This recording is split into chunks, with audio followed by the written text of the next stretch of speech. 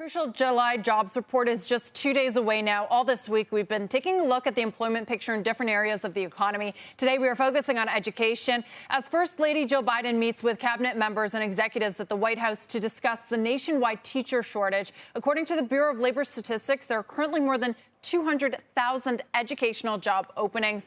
Joining me now is Andy Bird, CEO of the online education platform Pearson. Andy, thank you so much for being with us. I wonder if you could start by just laying out the challenges. You guys provide products and services to the educational sector, so you do have this broad view. Yes, well, thank you, Deirdre, for inviting me on this show. It's a pleasure to be here.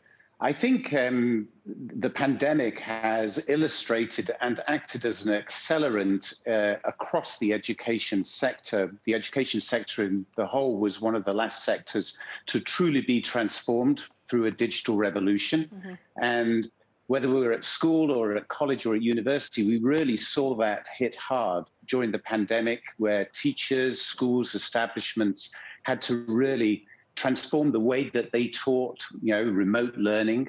And I think that's had a knock-on effect, both good and bad, in the sector as a whole. So how are you viewing hiring at Pearson? You're serving the sector. Are you looking to hire more people this year or scale down?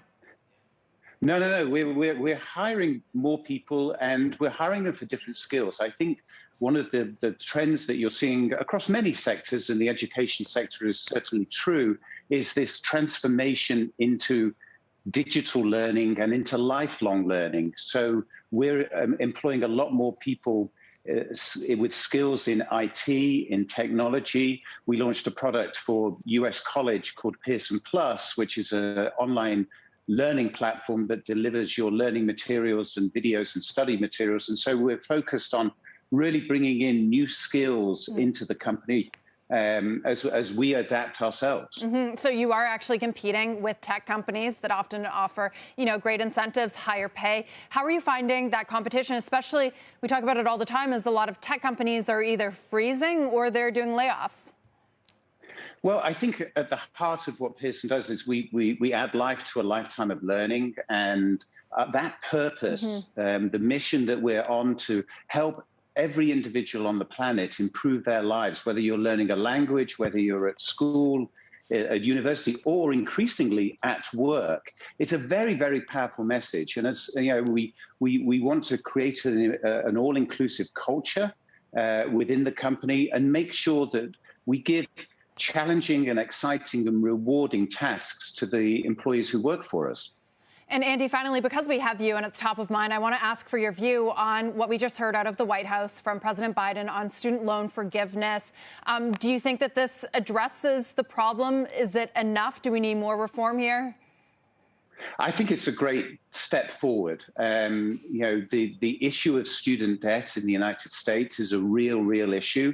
You have individuals who are spending up to 4 years of their life and many tens of thousands of dollars of debt as they go through a college and university education. And increasingly now there's an alternative route, and that's to learn while you earn at work. And so I think, formal institutional education is so important for the future of this country. And so the steps that President Biden announced a few days ago are really welcome. But does it get to the root of the issue, which is rising tuition costs, Andy? How do you think that plays into the sector, and especially what you do? I think you're seeing a much more hybrid approach. And I think, the more forward-leaning, leaning institutions are looking at this more hybrid, on-campus digital, a lot more online learning, more skills-based learning. And in that way, you can create a more modular education for higher education construct, and hopefully that makes it more affordable to individual learners. Right, and you're doing that in your own business as well, right? You guys are embracing hybrid and remote work, and your employees are responding well to that, or potential hires? Yeah, I think hybrid working is here to stay, and we've from very early on, there was a couple of things that we did I think were very important. We didn't lay off any of our employees. There was no furlough. And we introduced flexible working. And we also reimagined what an office should look like. So an office is around creating community, creating connectivity, creativity, and embracing that culture, and gave responsibility to an individual employee to decide when and where and how they want to work. And we've actually seen our productivity increase. Andy, thanks so much for being with us. Andy Bird, Pearson CEO.